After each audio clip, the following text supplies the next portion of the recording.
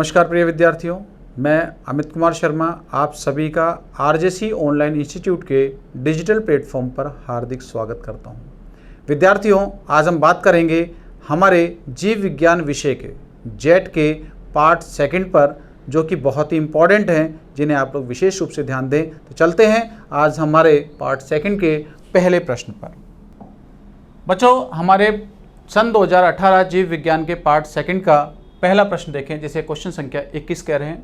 क्या कहता है, ध्यान दें कि क्रमिक पोषण स्तर पर अविषाक्तता की सांद्रता में वृद्धि होने का क्या तात्पर्य है। क्या कहा उसने कि क्रमिक पोषण स्तर पर अविषाक्तता की सांद्रता में वृद्धि हो जाना क्या कहलाता है। तो ध्यान दें कि हमने बात की थी खाद्य श्रृंखला की। तो खाद्य श्रृंखला बच्चों आपने सुना था कि उत्पादक होते हैं, जिसे क्या कहते हैं, प्रोड्यूसर, फिर प्राथमिक उपभोक्ता प्राइमरी कंज्यूमर, सेकेंडरी उपभोक्ता या द्वितीयक उपभोक्ता सेकेंडरी कंज्यूमर, और शीर्ष उपभोक्ता।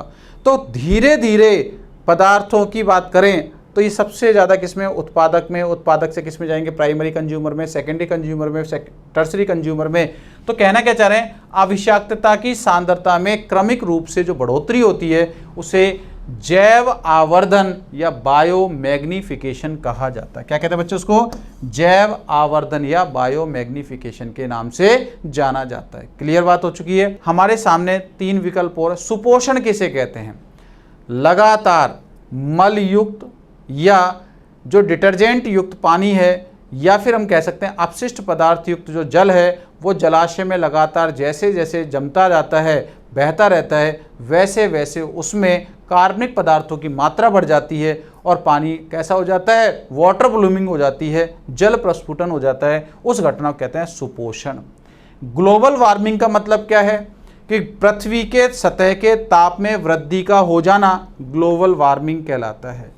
फिर लवणता, ये तो सब जानते ही हैं कि मृदा में या जल में लवणीय पदार्थों का घुल जाना या उसकी मात्रा का बढ़ जाना लवणता या क्या कहलाता है, ये अपन को ध्यान रखना है।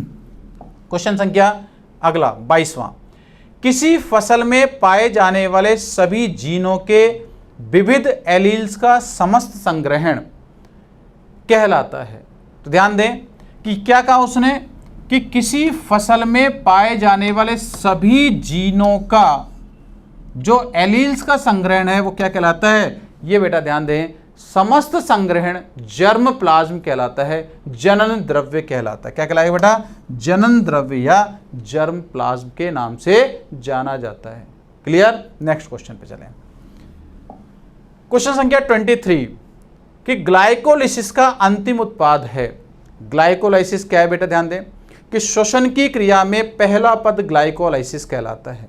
उस ग्लाइकोलाइसिस में होता क्या है, उस ग्लाइकोलाइसिस में जो ग्लूकोज का अणु होता है, ग्लूकोज का अणु 10 पदों से होता हुआ 2 अणु पायरुविक एसिड में टूट जाता है। किस में टूट जाता है, पायरुविक एसिड में टूट जाता है। ये कितने कार्बन वाला था, 6 कार्बन वाला। पायरुविक एसिड कितने कार्बन वाला है, 3 कार्बन वाला। इस वाली क्रिया में 3 कार्बन वाले पायरुविक एसिड के 2 अणु का निर्माण हो जाता है, जो ग्लाइकोलाइसिस का अंतिम उत्पाद कहलाता है। तो ध्यान दें कि ग्लाइकोलाइसिस का अंतिम उत्पाद 3 कार्बन वाला पायरुविक एसिड के नाम से जाना जाता है। बच्चों, अब ग्लाइकोलाइसिस की थोड़ी सी विशेषता सुन चलें। ग्लाइकोलाइसिस की जब बात करें तो इस ग्लाइकोलाइसिस की 2-4 विशेषता हैं, इनके बारे में मैं आपसे बात कर लेता हूँ। पहली बात करते हैं, इसको खोजा किसने था, इसको खोजा था एम्बेडन मेयरहोफ पेरनोस ने। किसने खोजा, एम्बेडन मेयरहोफ पेरनोस ने खोजा, इसलिए इसे ईएमपी पथ कहते हैं। क्या कहते हैं बच्चों, ईएमपी पथ। ये ग्लाइकोलाइसिस कहाँ होता है, कोशिका द्रव्य में होता है। किस में होता है बेटा, साइटोसोल में, कोशिका द्रव्य में होता है। इस वाली अवस्था में या इस वाले पथ में ना तो ऑक्सीजन लगती है और ना ही CO2 निकलती है, इसलिए इसे अवायवीय और साथ में बात कर रहा हूं किसकी, वायवीय, अर्थात एनारोबिक और एरोबिक श्वसन का, क्या कहते हैं, श्वसन का उभयनिष्ठ पद कहा जाता है। क्या कहते हैं बच्चों, उभयनिष्ठ पद कहा जाता है। तो आपके सामने जो बातें पूछी जाती है ग्लाइकोलिसिस की वो मैं बताई कि ग्लाइकोलिसिस क्या है, श्वसन का पहला पद है। ये एक अणु ग्लूकोज से आरंभ होकर इसे 2 पायरुविक एसिड में परिवर्तित कर देता है, जिसमें नंबर ऑफ कार्बन कितने पाए जाते हैं, 3 पाए जाते हैं। इसकी खोज एम्बेडन मेयरऑफ पेरनोज नामक वैज्ञानिक ने की, इसलिए इसे ईएमपी पद कहा जाता है।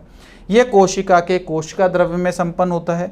अवायवीय तथा वायवीय श्वसन के मध्य कॉमन पद है। क्यों? ना तो इसमें O2 लगी और ना ही इसमें CO2 निकली, इसलिए ये इस ग्लाइकोलिसिस की कुछ बातें याद रखनी है। लेकिन फिलहाल हमारे प्रश्न का जो सही उत्तर होगा 3 कार्बन वाला pyruvic acid. Clear? Next question,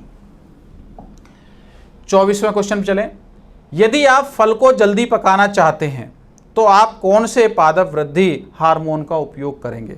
बच्चों ध्यान दें, फल को पकाना चाहते हैं, फल को परिपक्व करना चाहते हैं, तो फल को पकाने का मतलब क्या है? फल की जो मध्य पटलिका है, मिडिल लैमिला, उसे गलाना फल का पकना कहलाता है। मिडिल लैमिला गल जाती है तो फल कैसे हो जाते हैं? सॉफ्ट हो जाते हैं। तो फल को पकाने के लिए बेटा एक विशेष प्रकार के रसायन की आवश्यकता पड़ती है या विशेष प्रकार के हार्मोन की आवश्यकता पड़ती है, उसे कहते हैं क्या? इथाइलिन कहा जाता है। क्या कहते हैं बच्चों इसको? इथाइलिन। इस इथाइलिन की बात करें, इथाइलिन का सामान्य सूत्र क्या होता है? C2H4 के रूप में इसे जाना जाता है। इथाइलिन क्या है बच्चों? ध्यान देना, इथाइलिन एक गैसीय अवस्था का हार्मोन है। क्या ये? गैसीय हार्मोन है। और ध्यान दें बच्चों, इस इथाइलिन की बात करें तो ये एक प्रकार का प्रदूषक भी होता है। क्या होता है बेटा? प्रदूषक भी होता है। अब आपसे जो भी बात पूछी जाए बता सकते हैं। तो यदि आप फल को जल्दी पकाना चाहते हैं तो किसका उपयोग करेंगे? इथाइलिन का उपयोग करेंगे। बच्चों केमिस्ट्री में भी प्रश्न आता है, आईसीआर में एक बार तो क्या हुआ कि ये 3 साल लगातार प्रश्न आए। एक बार बायोलॉजी में आया, एक बार ये एग्रीकल्चर में आया और एक बार केमिस्ट्री में आया। एक बार तो जो बायोलॉजी में आया तो उसमें क्या पूछा गया? उसमें यह पूछा गया साहब कि कौन सा फल पकाने वाला हार्मोन है। ठीक है साहब, तो आया इथाइलिन। फिर दूसरी बार प्रश्न आ गया साहब, वही प्रश्न एग्रीकल्चर में आ गया कि फल पकाने वाला हार्मोन, फ्रूट रैपनिंग हार्मोन कहलाता है इथाइलिन। तीसरी बार बच्चों क्या हुआ? तीसरी बार बड़ी विडंबना हुई, पेपर में क्या प्रश्न पूछ लिया गया केमिस्ट्री में कि फल को पकाने के लिए कौन से रसायन का उपयोग किया जाना उचित होगा। तो ध्यान दें, वहां ये इस रूप में नहीं आया था, वहां आया था C6H6, C2H4, C2H2, ऐसे ऑप्शन आए थे। तो याद रखना, इथाइलिन को C2H4 के नाम से भी जाना जाता है। फिर हमसे पूछ ले कि ये किस रूप में पाया जाता है? ये गैसीय अवस्था में होता है और ये प्रदूषक भी होता है। आपने देखा होगा एक सेब की पेटी में एक क्या हुआ? सेब सड़ जाता है तो बाकी के सेब भी सड़ने लग जाते हैं। क्यों? क्योंकि उसके सड़ने से, ये जो फल था उसके सड़ने से इथाइलिन गैस निकलती है। ये गैसीय प्रकृति में होती है, चारों तरफ फैल जाती है और दूसरे को भी क्या करती है? पकाने लग जाती है, अर्थात सड़ाने का कार्य करती है।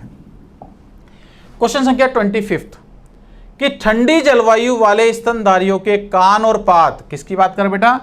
कान और पाद, जिसे कहते हैं फुट, आमतौर पर छोटे होते हैं ताकि ऊष्मा की हानि न्यूनतम हो सके। यह नियम कहलाता है। इंपॉर्टेंट है, अच्छा है। तो ध्यान दें कि सबसे पहले एक वैज्ञानिक हुए एलन। कौन हुए बेटा? एलन। उन्होंने क्या बताया कि जो ध्रुवीय क्षेत्र हैं, ध्रुवीय क्षेत्र जहां पर बर्फ जमी रहती है, उन ध्रुवीय क्षेत्रों में जो भी जंतु होते हैं वो आप खुद समझ सकते हैं। जब सर्दी का मौसम होता है तो हम किस प्रकार से सोते हैं रात के अंदर? हम लोग क्या इस प्रकार से चौड़े होकर सोते हैं क्या? नहीं, हम लोग क्या करते हैं? अपने हाथों को समेट लेते हैं, पैरों को समेट लेते हैं, गर्दन को इस तरीके से कर लेते हैं ताकि हमारे शरीर का पृष्ठीय क्षेत्रफल घट जाए और ऊष्मा हानि बचे। अर्थात ऊष्मा हानि कम होगी तो शरीर से क्या होगा? टेम्परेचर का भी मान मेंटेन बना रहेगा।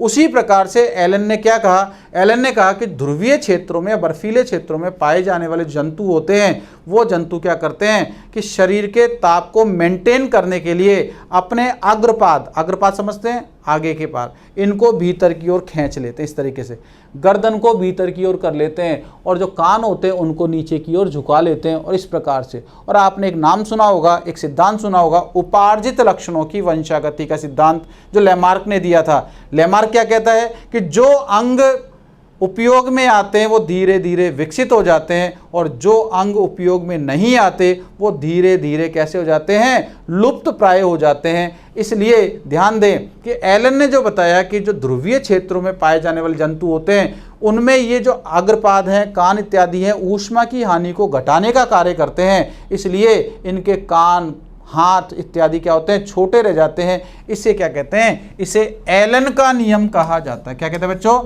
इसे कहते हैं एलन का नियम। क्लियर बात समझ में आ चुकी है। इस प्रकार की घटना ध्रुवीय क्षेत्रों में पाए जाने वाले जंतुओं में देखने को मिलती है। क्लियर। नेक्स्ट क्वेश्चन पे, रासायनिक पदार्थ फर्टिलाइजिन का निर्माण करता है। रासायनिक पदार्थ फर्टिलाइजिन का निर्माण कौन करता है? परिपक्व अंडाणु, शुक्राणु, ध्रुवीय इकाई, एक्रोसोम, ये कौन करता है? ध्यान दें, हमने बात सुनी होगी निषेचन। किसकी बात करें बेटा? निषेचन की। तो निषेचन के दौरान क्या होता है कि शुक्राणु अंडाणु तक क्या करता है? पहुंच दर्शाता है, और शुक्राणु अंडाणु के आके क्या करता है? इसको टक्कर मारता है। तो जब शुक्राणु अंडाणु को टक्कर मारता है तो शुक्राणु और अंडाणु की सतह पर विशेष प्रकार के ऐसे रसायन होना जरूरी है जो शुक्राणु को अंडाणु के साथ क्या करें? चिपकाने में मदद करें। तो ध्यान दें, अंडाणु की सतह पर एक ऐसा ही रसायन पाया जाता है। ध्यान दें, किसकी बात कर रहा हूं? अंडाणु की। अंडाणु की सतह पर जो रसायन होता है उसे कहते हैं फर्टिलाइजिन।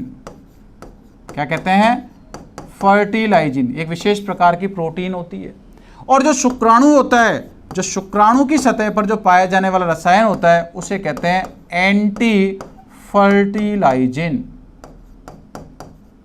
तो ये दोनों प्रोटीनें आपस में क्या करती हैं? आपस में एक दूसरे के साथ लोह चुंबक की भांति कार्य करते हुए आते हुए शुक्राणु को जैसे अंडाणु की सतह से ये टकराता है, इसे रोकने का कार्य करती है, चिपकाने का कार्य करती हैं। तो ध्यान दें कि ये जो फर्टिलाइजिन था, फर्टिलाइजिन किसके द्वारा उत्पन्न किया गया? अंडाणु के द्वारा। इसलिए सही उत्तर क्या हो जाएगा? परिपक्व अंडाणु। लेकिन बच्चों इसकी जगह अगर एंटी फर्टिलाइजिन होता तो सही उत्तर क्या हो जाता? शुक्राणु। देखिए अभी हमको विचार ही नहीं करना, सही उत्तर अपन को इसका क्या मानना है? अंडाणु। नेक्स्ट क्वेश्चन पे चलते हैं। क्वेश्चन संख्या 27।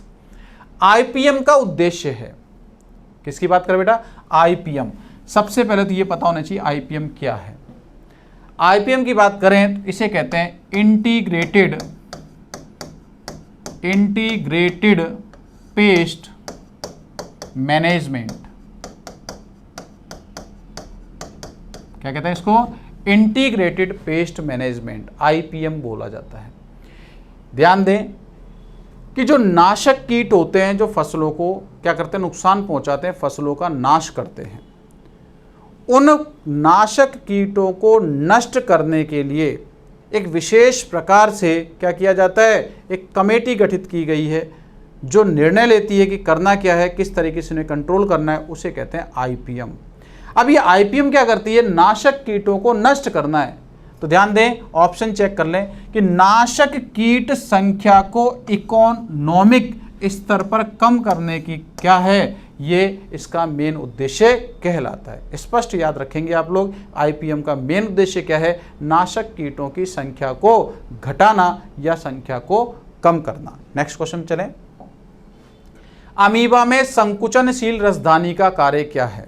ध्यान दें बच्चों, संकुचनशील रसधानी जिसे कहते हैं कॉन्टेक्टाइल वैक्यूल, सीवी बोलते हैं इसको।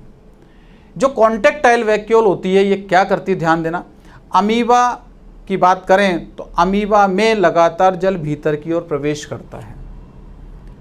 जल भीतर की ओर प्रवेश करता है, उस जल को अतिरिक्त जो जल शरीर के अंदर आया उसे बाहर निकालना है। इधर से तो भीतर प्रवेश कर रहा है, इधर से बाहर निकालना है, इधर से भीतर प्रवेश किया, इधर से बाहर निकालना है। अर्थात शरीर में जल के नियमन का कार्य करना है। और शरीर में जल के नियमन का कार्य कौन करता है? संकुचनशील रसधानी करती है। इसलिए संकुचनशील रसधानी परासरण नियमन या ऑस्मो रेगुलेशन से संबंधित होती है। क्लियर बात है। और अमीबा सबसे ज़्यादा ऊर्जा, ध्यान देना बेटा, प्रश्न ये भी पूछ लेता, अमीबा सबसे ज़्यादा ऊर्जा किस कार्य में खर्च करता है? तो अमीबा सबसे ज़्यादा ऊर्जा परासरण नियमन के कार्य में खर्च करता है। ये संकुचनशील रसधानी है, इनको चारों तरफ से माइटोकॉन्ड्रिया घेर कर ऊर्जा देते रहते हैं और ये अपना कार्य करती रहती है, अतिरिक्त जल को शरीर से बाहर निकालती रहती है। नेक्स्ट क्वेश्चन पे चलें। पारिस्थितिक तंत्र में ऊर्जा का पिरामिड होता है। बच्चों ये तो स्टैंडर्ड का प्रश्न है, जहां शब्द आ गया कि ऊर्जा का पिरामिड तो सीधा याद रखेंगे हमेशा खड़ी अवस्था में, हमेशा सीधी अवस्था में। तो यहां लिख सकता हूं हमेशा सीधा। बच्चों ऐसा क्यों होता है? तो ध्यान दें कि पारिस्थितिक तंत्र में ऊर्जा का एकमात्र स्रोत सूर्य है। Single source of energy in ecosystem क्या कहलाता है? सन। सन से आने वाली जो कुल ऊर्जा होती है, टोटल इंसिडेंट एनर्जी है, उसे उत्पादक क्या करते हैं? ग्रहण कर लेते हैं। और उत्पादक को कौन खाता है? उत्पादक को कौन उपयोग में लेता है? इसको उपयोग में लेता है हमारे प्राइमरी कंज्यूमर। प्राइमरी कंज्यूमर को कौन लेता है? Secondary consumer. सेकेंडरी कंज्यूमर कौन लेता है? Top consumer. तो यहां पर एक वैज्ञानिक हुए थे, लिंडमैन। कौन थे? ध्यान दें, एक लिंडमैन एक साइंटिस्ट थे, जिसे क्या कहा जाता है, जिसे अपन लोग कई बार इस तरीके से लिखते हैं लिंडेमैन या लिंडेमान कहते हैं। इन्होंने 10% का नियम दिया था। क्या दिया था? 10% का नियम। ये 10% का लॉ, या इसे कहते हैं दशांक का नियम। कौन सा नियम कहते हैं? दशांक का नियम कहते हैं। और बच्चों इस दशांक के नियम को क्या कहते हैं? दहाई का नियम भी कहा जाता है। क्या कहते हैं इसको? दहाई। कैसे कहा दहाई? इकाई दहाई। दशांक क्यों कह रहे? 10 अंक है, 10 है, इसलिए दशांक का नियम। इसने क्या कहा, जरा ध्यान दें। इसने कहा ये तो ऊर्जा का सोर्स है। ये ऊर्जा कहां गिरी? घास पे गिरी साहब। घास को कौन खा गया? खरगोश खा गया। खरगोश को कौन खा गया? लोमड़ी खा गई। और लोमड़ी कौन खा गया बच्चों? शेर खा गया। बता रहा हूं ऊर्जा का पिरामिड हमेशा सीधा कैसे रहता है। टोटल मान के चलो 100 कैलोरी ऊर्जा गिरी। 10% नियम का मतलब है कि घास क्या करेगी? केवल 10 कैलोरी ऊर्जा को अपने शरीर में संचित कर पाएगी और बाकी 90 कैलोरी ऊर्जा खर्च कर देगी, अर्थात 90% खर्च कर देगी। जब खरगोश इस घास को खाएगा तो ऐसी अवस्था में खरगोश के शरीर में क्या 100 कैलोरी ऊर्जा जा रही है? क्या नहीं, 10 कैलोरी ऊर्जा जाएगी। और 10 कैलोरी में से खरगोश 1 कैलोरी को बचा पाएगा और बाकी 9 कैलोरी ऊर्जा खर्च कर देगा। लोमड़ी जब खरगोश को खाएगी तो लोमड़ी के शरीर में 1 कैलोरी ऊर्जा गई। लोमड़ी क्या करती है? इसका 0.1 कैलोरी बचा पाएगी और 0.9 कैलोरी खर्च कर देगी। जब शेर के शरीर में बच्चों ने ये ऊर्जा जाएगी, शेर लोमड़ी को खाएगा तो 0.01 कैलोरी ऊर्जा कौन उपयोग में ले पाएगा? शेर। और बाकी 0.09 कैलोरी ऊर्जा शेर के द्वारा उपापचय क्रिया में, चलने फिरने में, हिलने डुलने में खर्च कर दी जाएगी। अब बताओ एक मिनट, जब भी पिरामिड बनाते हैं तो पिरामिड में आधार किसका बनाते हैं? हमेशा हम उत्पादक का बनाते हैं। आप बताएं सबसे ज़्यादा ऊर्जा किसके पास है? घास के पास। इसलिए बॉक्स जो बनाएंगे सबसे बड़ा। कितनी है बच्चों? 10 कैलोरी। इसके बाद किस में आई? खरगोश में। कितनी है? 1 कैलोरी। बॉक्स थोड़ा सा छोटा, कितना आया? 1 कैलोरी। इसके बाद किस में आई बच्चों? लोमड़ी में। कितनी? 0.1 कैलोरी। बॉक्स थोड़ा सा और छोटा, 0.1 कैलोरी। और फिर शेर में कितनी गई बच्चों? शेर में गई ये, तो 0.01 कैलोरी। अब आप चेक करें, इस वाले पिरामिड में टिप किधर है? ऊपर की ओर। अर्थात ये हमेशा कैसा होगा? सीधा होता है। तो याद रखेंगे कि पारिस्थितिक तंत्र में ऊर्जा का एकमात्र स्रोत सूर्य। सूर्य से आने वाली ऊर्जा हर पोषक स्तर में 10% के नियम से क्या होती है? संचित होती है। और 10% लॉ किसने दिया था? लिंडमैन ने दिया था। ये विशेष रूप से याद रखेंगे। इस आधार पर ऊर्जा का पिरामिड हमेशा सीधा होता है। क्लियर? नेक्स्ट क्वेश्चन पे, क्वेश्चन संख्या 30। क्रोमोसोम नाम दिया। बच्चों ध्यान दें, गुणसूत्र के लिए क्रोमोसोम शब्द किसने दिया था?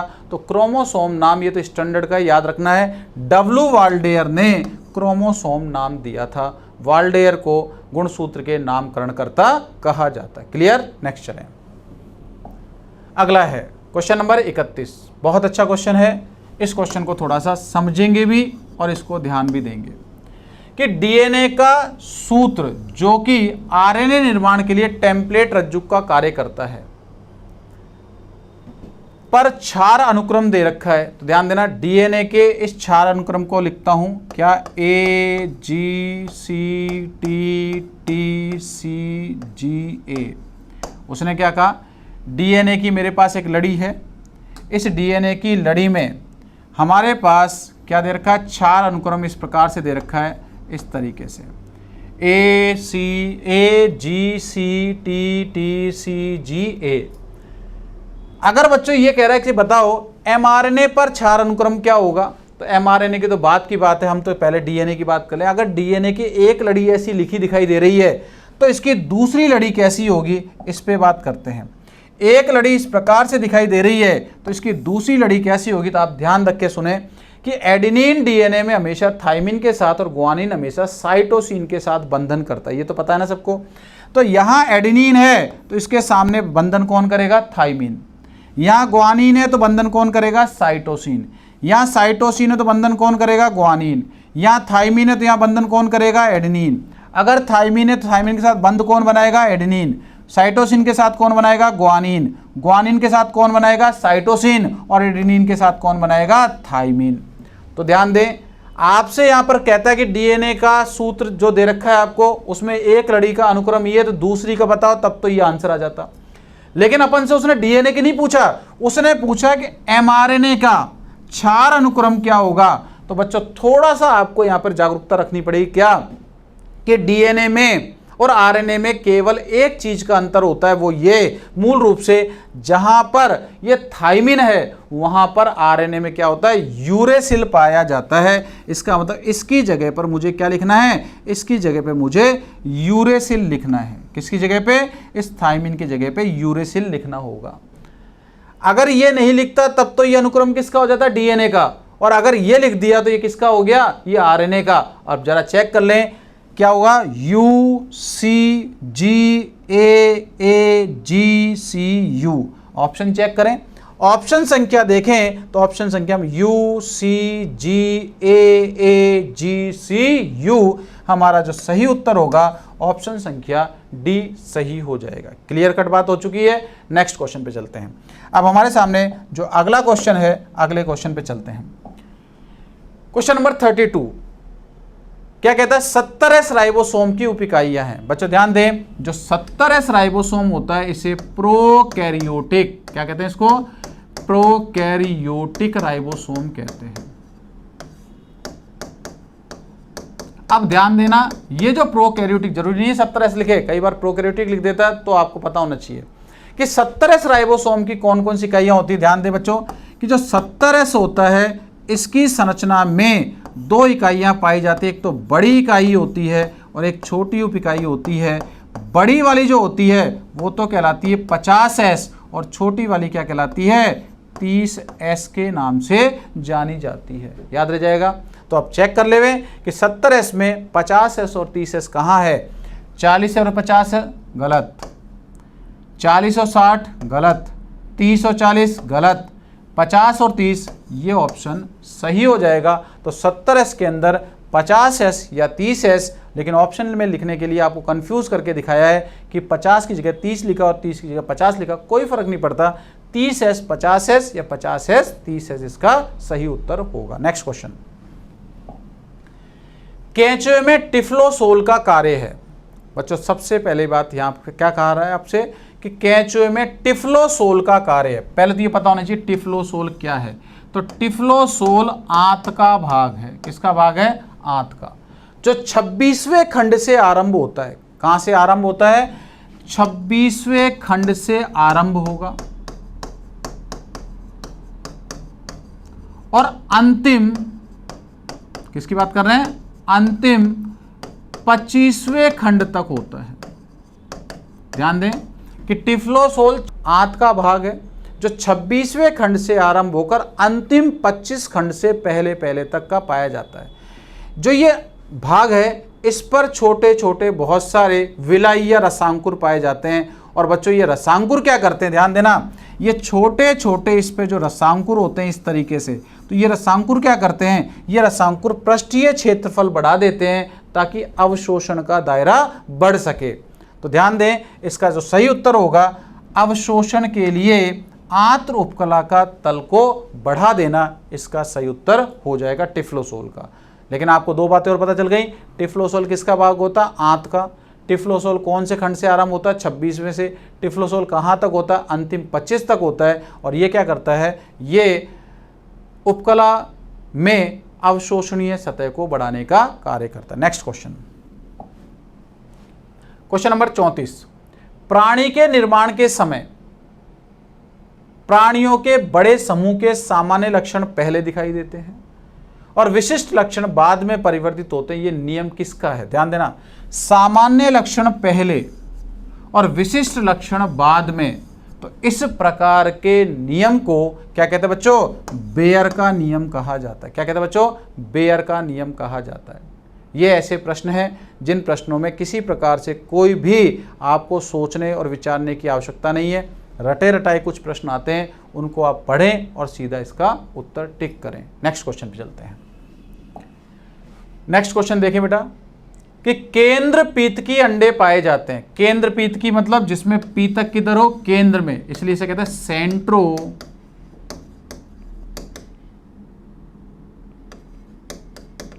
सेंट्रोलेसिथल एग कहा जाता है। क्या कहते हैं बच्चों उसको? Centrolecithal egg.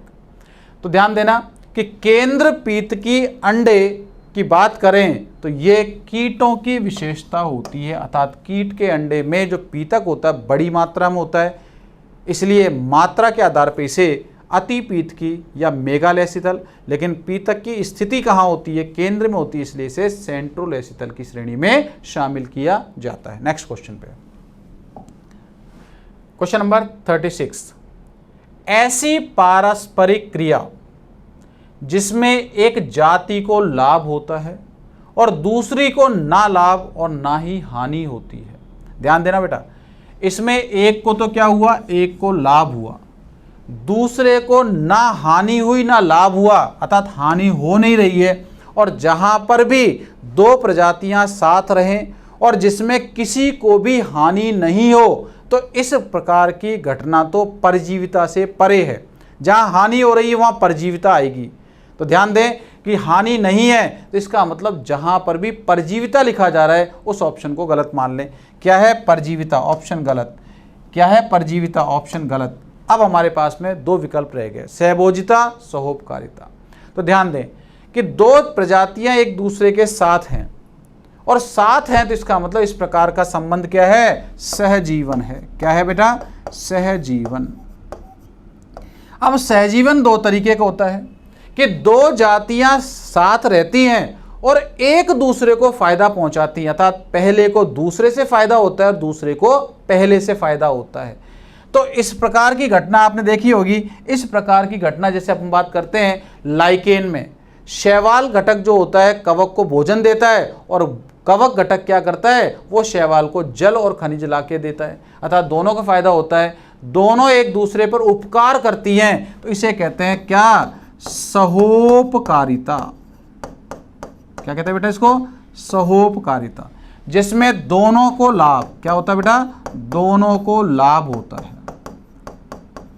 एक दूसरी तरीका और है कि जिसमें एक को तो लाभ हो रहा है, दूसरे को ना लाभ ना फायदा। उदाहरण के तौर पे आपने सुना होगा, देखा भी होगा कि जो मवेशी है, गाय है, भैंस है, ये जब खुले में चरने चली जाती हैं, अर्थात खेत में हमको छोड़ देते हैं, और ये क्या करती हैं? ये है ना क्या घास के अंदर है ना क्या घुसती हैं, अर्थात है ना इधर उधर से जब घुसती है तो आपने देखा होगा कि घास की पतेल इत्यादि क्या होती है? हिलती है। उसमें छोटे छोटे जो कीट पतंगे होते हैं भैंसों की पीठ पे बैठ जाते हैं। तो आपने देखा होगा कि कई बार क्या है कि भैंसों की पीठ पर कुछ पक्षी बैठे रहते हैं और वो क्या करते हैं? जब भैंस है ना क्या है कि चलती है, चरते चरते ना इधर से उधर जाती है, तो जब घास इत्यादि पेड़ पौधे इत्यादि हिलते हैं तो जो छोटे मोटे कीट पतंग उस भैंस की पीठ पर बैठते हैं, तो उस पर बैठा हुआ पक्षी क्या कर देता है? उनको चुन चुन कर खा लेता है। तो आप बताओ फायदा किसको हुआ? फायदा पक्षी को हुआ।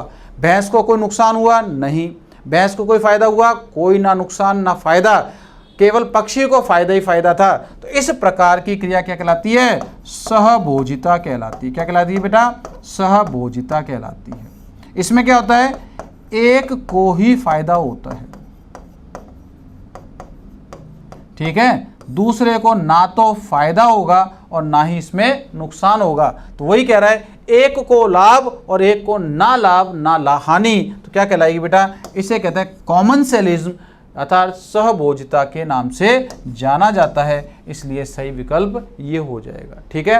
लेकिन अगर इसी जगह आ जाता है दूसरे को भी लाभ हो तो क्या हो जाएगा? सहोपकारिता, म्यूचुअलिज्म के नाम से जाना जाता था। लेकिन इस प्रश्न में हमसे जो पूछा गया उसका सही उत्तर ए है। नेक्स्ट क्वेश्चन, क्वेश्चन नंबर संख्या 37, ग्रॉस हॉपर निम्न में से किस गण का सदस्य है?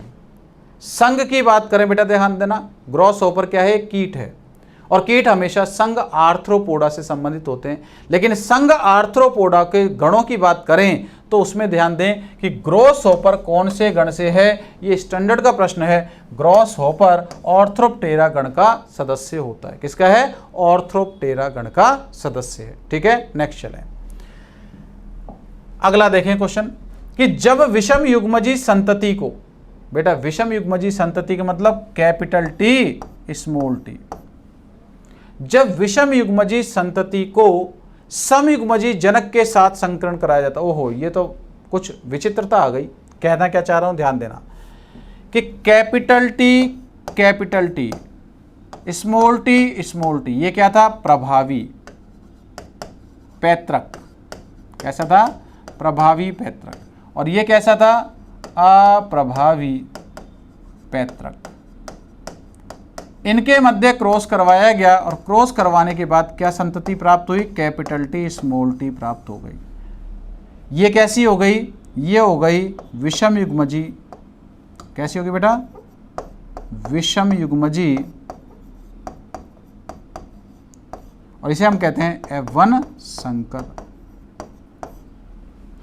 अब ध्यान देना कि प्रभावी और अप्रभावी पैतृक के मध्य क्रॉस कराने पर विषम युग्मजी संकर प्राप्त हो गया।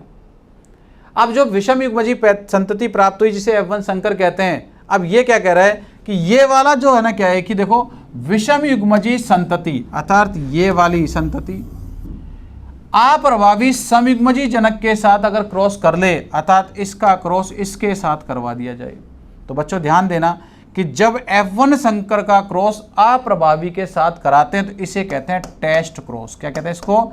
Test cross. और इसके जस्ट अपोजिट चलें, जब इसका क्रॉस प्रभावी के साथ कराते हैं तो इसे कहते हैं आउट क्रॉस। क्या कहते हैं इसको? Out cross. और सम्मिलित रूप से इसे क्या कहा जाता है? इसे कहा जाता है बैक क्रॉस। क्या कहते हैं इसको? Back cross. तो ध्यान दें कि जब F1 संकर का या विषम युग्मजी संतति का इसके किसी भी पैतृक के साथ क्रॉस कराया जाए तो इसे बैक क्रॉस कहते हैं। प्रभावी के साथ कराया जाए तो आउट क्रॉस कहते हैं, अप्रभावी के साथ कराया जाए तो टेस्ट क्रॉस कहते हैं। और बच्चों उसने किसके साथ करवाया है? अप्रभावी के साथ करवाया, अर्थात कंडीशन ये आ रही है capital T small T cross small T, और इस प्रकार की घटना टेस्ट क्रॉस या परीक्षण संकरण कहलाती है। इंपॉर्टेंट नहीं, मोस्ट इंपॉर्टेंट क्वेश्चन है, बहुत बार पूछा जाता है। क्लियर? नेक्स्ट चलें, क्वेश्चन संख्या 39। जो 39 नंबर क्वेश्चन है, ध्यान दें कि श्वसनीय केंद्र जो किस श्वसन का नियंत्रण करता है? श्वसनीय केंद्र जो किस श्वसन का नियंत्रण करता है? बच्चों ये क्वेश्चन जो 2018 के अंदर आया था, इसकी लैंग्वेज बड़ी थोड़ी सी है ना, क्या है कि क्लिष्ट है, अर्थात विचित्र टाइप की है, लेकिन अपन को इसके अर्थ को समझना है। ये कह रहा है श्वसनीय केंद्र कहाँ पाया जाता है, अर्थात श्वसनीय केंद्र किससे संबंधित है, इसके बारे में बात कर रहे हैं।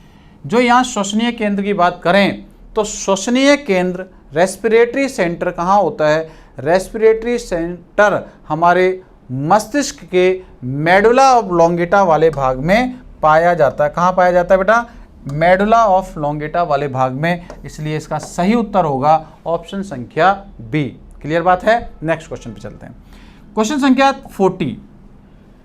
ध्यान दें, अंडोत्सर्ग के पश्चात ग्राफी पुटक का शेष भाग निम्न में परिवर्तित हो जाता है। ध्यान देना बच्चों, इसमें बहुत अच्छा प्रश्न है। अंडोत्सर्ग, पहले तो अपन को इसका अर्थ समझ में आना चाहिए और फिर हम बात कर रहे हैं इसके बाद जो भी भाग बचेगा वो किस में परिवर्तित हो जाता है। ध्यान देना, मैं बात कर रहा हूं अंडाशय की। ये अंडाशय बच्चों, अंडाशय की बात करें तो अंडाशय दो भागों में बटा होता है। इसका केंद्रीय भाग कहलाता है मेडुला और बाहर वाला भाग कहलाता है कोर्टेक्स। कोर्टेक्स में छोटी छोटी क्या होती हैं? यहां पर लाखों की संख्या में उगोनियां पाई जाती हैं। ये जो लाखों की संख्या में उगोनियां पाई जाती हैं, ये उगोनियां क्या करती है बच्चों? ये उगोनियां आगे चलकर परिवर्धित होती हैं और परिवर्धित होकर क्या करती हैं? अंडे का निर्माण करना शुरू कर देती हैं। इस प्रकार से प्राइमरी oocyte अवस्था आती है, सेकेंडरी oocyte अवस्था आती है, इसी को हम क्या कहते हैं, फॉलिकल अवस्था भी कह सकते हैं। परिवर्तित होते होते जब ये सेकेंडरी फॉलिकल अवस्था में पहुंचती है, द्वितीयक पुटिक अवस्था में पहुंचती है, तो उस समय क्या होता है, उस समय इसके चारों तरफ की जो लेयर होती है वो फट जाती है, और इसके चारों तरफ की जो लेयर है वो फट गई, और इसके फटते ही ये जो अवस्था होती है ओवा के फॉर्म में क्या आ जाती है, ये बाहर की तरफ इस तरीके से आ जाती है। तो अंडाशय से अंड का, ये क्या बच्चों, ये अंड है, अंडाशय से अंड क्या हुआ, बाहर निकल आया। इस घटना को कहते हैं क्या, अंडोत्सर्ग। क्या कहते हैं बेटा, अंडोत्सर्ग कहते हैं। अब ध्यान दें आगे की बात, अंडोत्सर्ग हो गया।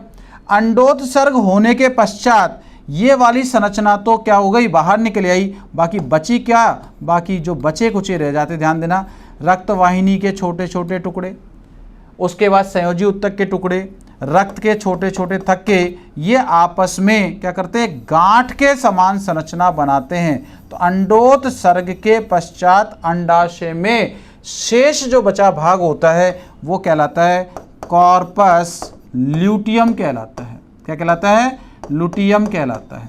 और यही कॉर्पस ल्यूटियम एक ग्रंथि के रूप में कार्य करती है, और बच्चों इसके द्वारा एक हार्मोन स्रावित होता है, उसे कहते हैं प्रोजेस्टेरॉन। क्या कहते हैं इसको, प्रोजेस्टेरॉन नाम के हार्मोन के रूप में इसे जाना जाता है। तो आपके सामने जो प्रश्न था, अंडोत्सर्ग के पश्चात ग्राफी पुटक का शेष भाग निम्न में परिवर्तित हो जाता है, किसमें हुआ बेटा, कॉर्पस लुटियम में, इसलिए जो सही उत्तर होगा वो सही उत्तर होगा कॉर्पस लुटियम। और ऐसे नहीं पूछे, ऐसे कई बार पूछ लेता है कि कॉर्पस लुटियम से कौन सा हार्मोन स्रावित होता है, तो आंसर आएगा प्रोजेस्टेरॉन। क्लियर। इस प्रकार बच्चों ये हमारा जेट 2018 जीव विज्ञान विषय के इम्पॉर्टेंट क्वेश्चन सारे कंप्लीट हुए। आप इसको अच्छी तरह से पढ़ें, हमारे साथ बने रहें। अब हम मिलेंगे नेक्स्ट वीडियो में सन 2019 के इम्पॉर्टेंट प्रश्नों के साथ। तब तक के लिए धन्यवाद।